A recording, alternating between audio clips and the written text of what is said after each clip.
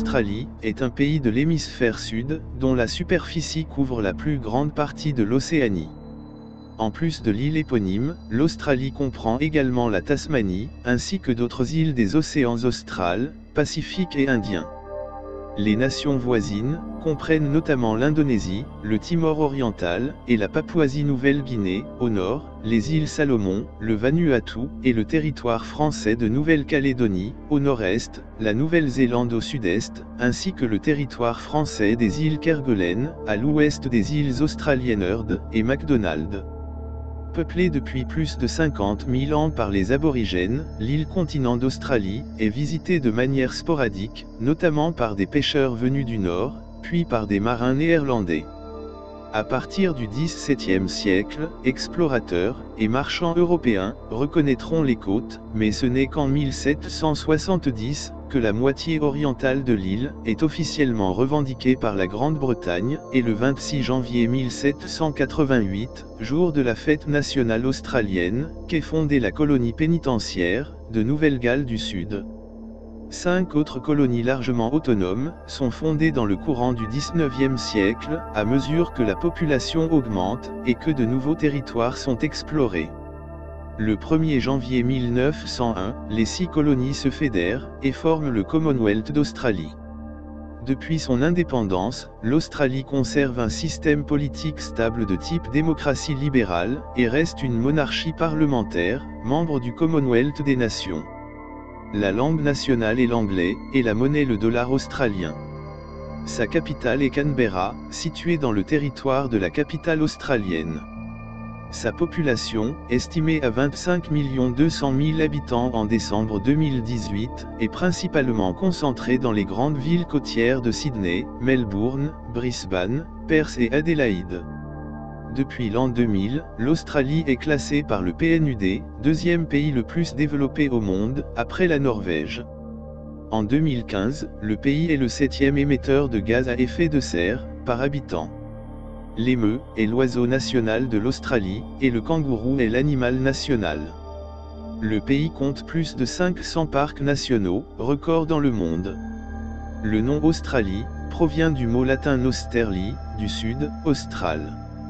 La première utilisation du mot Australia, et non plus Terra Australis, en anglais, est attestée en 1625. Le mot Australie est attesté en 1676 dans La Terre australe, un roman utopique décrivant les aventures d'un personnage imaginaire, Jacques Sader, dans un pays lointain, roman écrit par Gabriel de Foigny. Alexander Dalrymple l'utilise ensuite dans en Historical Collection of Voyages and Discoveries in the South Pacific Ocean en 1771, pour désigner l'ensemble des terres de cette région du Pacifique Sud. L'explorateur britannique, Matthew Flinders, premier navigateur à faire le tour de l'Australie en bateau, publie en 1814, à Voyage to Terra Australis, mais le titre reflète le point de vue de l'amirauté britannique, l'auteur utilisant le mot Australie, dans son livre qui est largement lu, et le terme Australie devint de plus en plus utilisé. Le gouverneur de la Nouvelle-Galles du Sud, Lachlan Macquarie, utilise par conséquent ce mot dans ses dépêches vers le Royaume-Uni et le 12 décembre 1817, il demande au ministère des colonies que le nom soit officialisé. En 1824, l'amirauté britannique approuve la proposition, et le nouveau continent devient officiellement l'Australie. La date exacte de la première présence humaine en Australie est toujours le sujet de grandes recherches. Il y a de sérieuses preuves scientifiques de présence humaine il y a environ 50 000 ans. C'est une période d'énormes bouleversements écologiques en Australie, et elle est considérée comme la conséquence de la colonisation humaine. L'homme de Mingo est un ancien habitant de l'Australie qui aurait vécu, il y a environ 40 000 ans au Pléistocène, et a été découvert au bord du lac Mingo, au sud de la Nouvelle-Galles du Sud, à 3000 km de la côte du nord de l'Australie. Il avait été enterré avec un cérémonial élaboré. On a trouvé près de lui des outils en pierre, des os de wombats, d'espèces disparues, et de kangourous géants. Ces restes sont les plus anciens restes humains trouvés en Australie, mais leur âge est encore sujet à polémique. De récentes études de l'ADN mitochondrial mettraient en doute l'origine unique du genre humain, ce qui prête aussi à controverse. Cependant, certaines spéculations existent quant à des origines plus lointaines des premières populations australiennes, jusqu'à il y a 100 000 ans. Ces premiers Australiens sont les ancêtres lointains des aborigènes d'Australie d'aujourd'hui. Ils seraient arrivés via des ponts terrestres apparus avec la glaciation de Würm et la traversée de mers assez grande en Asie du Sud-Est. À partir de l'ADN mitochondrial, une reconstitution des grandes migrations humaines de la préhistoire, date l'arrivée d'Homo sapiens en Australie, il y a 70 000 ans.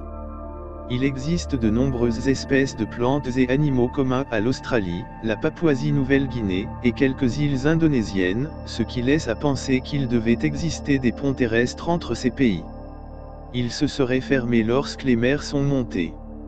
La fin de la période glaciaire a alors isolé la Nouvelle-Guinée, et la Tasmanie du continent, et les aborigènes australiens ont commencé une longue période d'isolement, sans influence extérieure. Les peuples d'Australie, et de l'archipel indonésien, dont les habitants étaient depuis longtemps, d'entreprenants marins et commerçants, ont développé des échanges entre eux. Des marins du sud de Célèbes, en Indonésie venaient sur les côtes nord de l'Australie, qu'ils appelaient Meherij, pêcher l'holothurie. En 1788, l'Australie était peuplée d'environ 250 tribus, couvrant tout le continent, chacune d'entre elles ayant sa propre langue, ses lois et ses frontières tribales avec une population totale estimée à 350 000 personnes. Ils représentent la plus ancienne culture existant sur Terre. Ces populations avaient une mythologie commune, appelée « le temps du rêve », Tukurpa, en langue anangu, ou le rêve. Le temps du rêve explique les origines du monde, de l'Australie et de ses habitants. Selon cette tradition, des créatures géantes, comme le serpent arc-en-ciel, sont sorties de la terre, de la mer et du ciel et ont créé la vie et les paysages. Leurs corps géants ont formé les sols, créé les fleuves et les chaînes de montagnes, et leurs esprits sont restés dans la terre, la rendant ainsi sacrée aux peuples indigènes. L'art indigène australien est l'une des traditions les plus anciennes du monde. Les formes d'art indigène les plus anciennes sont des peintures et des gravures dont certains remontent à 30 000 ans. La musique traditionnelle était principalement chantée, mais les aborigènes pouvaient utiliser des instruments musicaux, comme des didgeridos en accompagnement. Le passe-temps le plus célèbre des aborigènes d'Australie est la pratique sportive du boomerang, un objet bipale, rigide et plat, coudé ou angulaire, doté de profils déterminés, qui, lancé à la main d'une certaine façon, vole en tournoyant sur lui-même. Ces créations indigènes d'origine antique demeurent des symboles de la nation australienne, à l'heure actuelle. Pendant des siècles, les Européens présumant l'existence d'une grande terre méridionale. Le premier Européen à visiter l'Australie pourrait avoir été l'explorateur portugais Cristóvão de Mendonça, en 1522, et quelques historiens ont proposé la théorie de la découverte de l'Australie par les Portugais. Il semblerait que Cristóvão de Mendonça ait utilisé, en 1522, un des planisphères du cartographe allemand, Johann Schöne. En effet, celui-ci réalise en 1515, un globe terrestre représentant dans l'hémisphère austral, une Terre aux dimensions imposantes et reprenant les contours de l'Australie. Il reprend ce travail qu'il approfondit dans une nouvelle map-monde en 1520. Cette Terra Australis est située de part et d'autre du détroit de Magellan. Cet emplacement géographique correspondrait plus à celui du continent antarctique, mais les contours rappellent ceux du continent australien, tout comme la végétation dessinée sur cette terre. Reste à comprendre comment Johann Schöne et les autres géographes européens de ce début du XVIe siècle ont eu connaissance de l'existence de cette Terra Australis. Selon les hypothèses de Gavin Manzi, une flotte chinoise importante, commandée par Genmet, aurait abordé les côtes australiennes au début du XVe siècle. Cette hypothèse de la circumnavigation chinoise serait à la base des connaissances géographiques transmises par les Chinois eux-mêmes. La circumnavigation planétaire était le fait des Chinois dès le XIIIe siècle, et connue des voyageurs et commerçants arabes et européens, tels que Marco Polo ou Jean de Mandeville. Les cartes marines et portulans du XVIe siècle, de l'école de cartographie de Dieppe, représentent l'Australie sous le nom de la Grande Javée. Les navigateurs portugais collaboraient avec les cartographes de cette célèbre école. Nicolas Vallard, Jean Rhodes, Pierre Desselier, Nicolas Delien et d'autres cartographes français, représentèrent ainsi les contours exacts de l'Australie dès le milieu du XVIe siècle. En 1570, Abraham Ortelius réalise une map monde montrant les contours septentrionaux de l'Australie, sous le nom de Terra Australis. À cette époque, l'hypothèse d'un continent austral unique, reliant l'Australie et l'Antarctique, est de mise. Ce n'est qu'au XVIIe siècle, que l'île devient le sujet d'exploration européenne. Quelques expéditions aperçoivent la fameuse Terra Australis. Le néerlandais Willem Jans devient en 1606 le premier visiteur européen à identifier l'Australie. Son bateau, le Duifken, jette l'ancre devant Cap York. Dans un récit postérieur, un néerlandais décrit le territoire qu'il voit, comme non cultivé, et peuplé par de sauvages barbares noirs et cruels, qui ont massacré certains de nos marins. Suivront l'espagnol Luis Vae de Torres, en mission pour son pays en 1607, les néerlandais Dirk Hartog en 1616, Jean Carstens en 1623 et Abel Tasman en 1642. Ce dernier donne son nom à l'île de Tasmanie, mais lui-même l'a nommée d'après le nom de l'amiral et gouverneur Anthony van Diemen, Van Diemensland. En 1770, l'explorateur James Cook prend possession aux 2/3 de l'île pour le royaume de Grande-Bretagne. Environ 150 ans avant l'arrivée des colons britanniques à Botany Bay, des marins néerlandais deviennent les premiers habitants européens d'Australie, quand leur bateau, le Batavia, se brise sur des îlots coralliens de l'Australie occidentale en 1629. Il a 300 survivants qui vivent tassés les uns sur les autres. Ils sont victimes d'une bande criminelle, et 125 d'entre eux sont massacrés. Cette affaire est connue sous le nom de l'horreur du Batavia. En 1644, le cartographe français Melchisedec Thévenot réalise une carte représentant, avec détail, la côte occidentale de l'Australie qu'il nomme Nova Rolandiae. En 1688, le cartographe italien Vincenzo Coronelli réalise 2 globes terrestres monumentaux, dont l'un représentant avec exactitude l'Australie, sous le nom de « Nouvelle-Hollande ». Les premiers explorateurs britanniques sont William Dampier, sur la côte ouest en 1688 et 1699, et le lieutenant James Cook qui, en 1770, peut-être 250 ans après le navigateur portugais Cristóvão de Mendonça, prend possession aux 2/3 de l'île, pour le royaume de Grande-Bretagne, malgré les ordres du roi George III, stipulant qu'il doit d'abord conclure un traité avec la population indigène. Son rapport à Londres déclarant que l'Australie est inoccupée, terra nullius, permet l'établissement d'une colonie pénitentiaire, ce qui est vu comme pratique, après la perte des colonies américaines pour la Grande-Bretagne. Cook note ses impressions sur les aborigènes de Nouvelle-Hollande dans son journal. En réalité, ils sont bien plus heureux que nous les Européens. Ils vivent dans la tranquillité qui n'est pas troublée par l'inégalité de la condition. La terre et la mer leur fournissent toutes les choses nécessaires pour vivre. Ils vivent dans un climat agréable et ont un air très sain, ils n'ont aucune abondance. Cook est accompagné par le célèbre botaniste Joseph Banks qui est émerveillé par la flore et la faune unique de la côte est de l'Australie, et se montre favorable à la colonisation européenne. Le 16 mars 1772, la gabarre Le Gros Ventre, sous le commandement de Louis Allenau de Saint-Aloarn, est en vue du cap Liévin, et remonte la côte de la Nouvelle-Hollande, pour atteindre la passe du Naturaliste, et mouiller dans la baie des Chiens Marins, Shark Bay, au nord de l'île Dirk Hartog, soit à environ 700 km au nord de l'actuelle ville de Perth. Le Gros Ventre est le vaisseau d'accompagnement de l'expédition d'Yves de Kerguelen qui, le 12 février 1772, vient d'apercevoir les îles qui porteront son nom. Conformément aux instructions, Saint-Aloarn, malade, fait route à l'est. Au cours du mouillage à Shark Bay, le Gros Ventre perd 2 de ses ancres, enterre un marin mort du scorbut, tandis que l'enseigne de Rosalie dépose au pied d'un arbuste, une bouteille renfermant un parchemin et 2 écus à l'effigie du roi Louis XV. Ces objets sont retrouvés le 1er avril 1998, lors d'une campagne de fouilles, dirigée par Mayra Stambury et Philippe Godard. 13 ans après le mouillage de Saint-Hélouarn dans la Shark Bay, le gouvernement français de Louis XVI choisit Jean-François de la Pérouse pour diriger une expédition autour du monde, visant à compléter les découvertes de James Cook dans l'océan Pacifique. Mais, après un long voyage jusqu'en Australie, il arrive à Botany Bay, juste après la première flotte britannique, First Fleet, de Colomb. Son expédition disparaît corps et biens à Vanikoro, aux îles Salomon, en 1788. Melbourne est la capitale de l'Australie jusqu'en 1908, et abrite de nos jours l'ancien bâtiment du Parlement australien.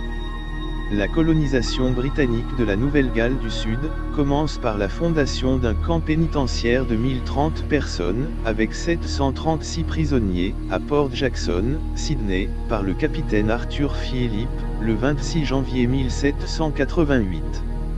Le voyage depuis l'Angleterre est le plus long jamais réalisé par un groupe aussi nombreux. Les premiers temps sont marqués par une mortalité importante parmi les arrivants. Ces premières années sont surnommées « les années de famine » et causées principalement par le manque de compétences en agriculture, la mauvaise qualité des outils, et les faibles quantités de nourriture disponibles. Le gouverneur Arthur Phillip est chargé de nouer des relations avec les aborigènes, et de vivre dans l'amitié et la bonté avec eux, mais les maladies européennes, l'alcool et l'expansion coloniale, exercent rapidement un effet destructif sur la population indigène. Bennelong, 1764 à 1813, un aborigène Eora de Sydney, enlevé par les colons et qui sert de premier intermédiaire entre colons britanniques et aborigènes, devient avec l'un de ses compagnons les premiers Australiens à voyager en Europe. Il y a des autres médiateurs, comme Bungaree, qui accompagne Matthew Flinders, lors de son premier voyage autour de l'Australie en 1803. Il existe également des résistants militants comme Pemulwuy, en 1790, tue un colon, qu'il accuse d'avoir assassiné des aborigènes. À partir de 1792, il mène des attaques répétées contre des colons. Il est finalement capturé en 1802. Sa tête est tranchée, et envoyée à Londres, accompagnée d'une lettre soulignant sa bravoure, écrite par le gouverneur Philip King. La révolte du Rhum de 1808 est le seul cas de renversement militaire d'un gouvernement de l'histoire de l'Australie. William Bligh, alors gouverneur de la Nouvelle-Galles du Sud, est à l'origine de cette rébellion, lorsqu'il tente de normaliser les échanges commerciaux, en interdisant l'usage des spiritueux, comme monnaie d'échange, pour le paiement de produits. Le New South Wales corps d'infanterie installé dans la région, impliqué dans ce commerce, n'accepte pas son interférence. La querelle dégénère en rébellion militaire. William Bligh est arrêté par le New South Wales Corps, qui prend le contrôle de la colonie. Bligh est détenu pendant plus d'une année, jusqu'à ce qu'il accepte de repartir pour l'Angleterre. En 1809, le gouvernement britannique remplace Bligh par Lachlan Macquarie, gouverneur de 1810 à 1821, qui joue un grand rôle dans la transformation de cette colonie pénitentiaire en une nouvelle base de peuplement civil. Il décide que les bagnards ayant terminé leur peine doivent être réintégrés dans la société, au rang qui était le leur avant leur condamnation. Des exportations très rentables de laine sont organisées avec l'Europe, et de grands édifices publics sont construits par l'architecte Francis Greenway. Le Parlement de Nouvelle-Galles du Sud est le plus ancien d'Australie, ayant son origine en 1824. Les femmes obtiennent le droit de vote en 1902. En 1803, une colonie est créée dans la terre Van Diemen, aujourd'hui la Tasmanie. Le reste du continent australien, aujourd'hui l'Australie occidentale, est déclaré britannique en 1829. Au fur et à mesure de l'extension des établissements britanniques, la Nouvelle-Galles du Sud est divisée en plusieurs colonies séparées, l'Australie méridionale en 1836, le Victoria en 1851 et le Queensland en 1859. Le territoire du Nord est fondé, comme partie de l'Australie méridionale, en 1863. Il s'en sépare en 1911. L'Australie méridionale, l'Australie occidentale et le Victoria furent créés comme des colonies libres, c'est-à-dire comme des colonies ne recevant pas de prisonniers britanniques, mais assez rapidement les deux dernières en acceptèrent, trouvant ainsi une main-d'œuvre bon marché pour mettre le pays en valeur. L'envoi de prisonniers en Nouvelle-Galles du Sud cessa en 1848 après de violentes manifestations de ses habitants. La population aborigène, estimée à 350 000 personnes au moment de l'arrivée des premiers Européens, décline dans les 150 ans qui suivent cette arrivée, essentiellement par l'introduction de nouvelles maladies infectieuses, mais aussi par suite de ses déplacements et du changement de son mode de vie. Selon l'historien Geoffrey Blainey, pendant la colonisation de l'Australie, dans 1000 endroits isolés, il y avait les décès occasionnés par le pistolet et la lance. Pire, variole, rougeole, grippe et autres nouvelles maladies se sont répandues d'une communauté indigène à l'autre et les ont décimées. Le principal conquérant des aborigènes a été la maladie et son allié, démoralisation. La séparation des enfants de leur famille pour leur imposer un mode de vie européanisé est considérée par certains historiens et aborigènes comme un génocide car il a favorisé la diminution de la population aborigène. Ce point de vue n'est pas partagé par certains commentateurs qui affirment que les faits ont été amplifiés et déformés pour des questions politiques et idéologiques. Ces événements sont regroupés sous le nom d'History Wars en Australie. Le placement obligatoire des enfants aborigènes métissés hors des communautés indigènes, pour leur donner une éducation européenne, a été autorisé par la loi en Australie entre 1909 et 1969. En 2008, après une période de discussion nationale, le Premier ministre Kevin Rudd demande pardon pour cette politique, au nom du Parlement australien.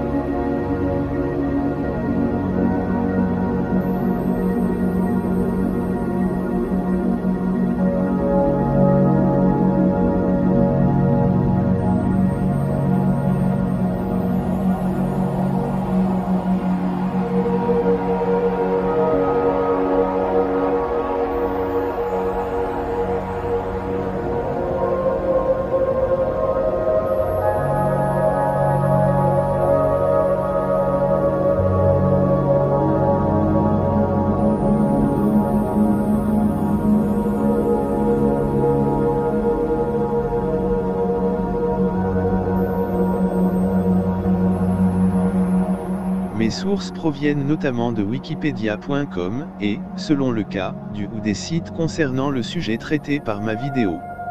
Ce texte est interprété par Paul, ma petite voix de synthèse préférée.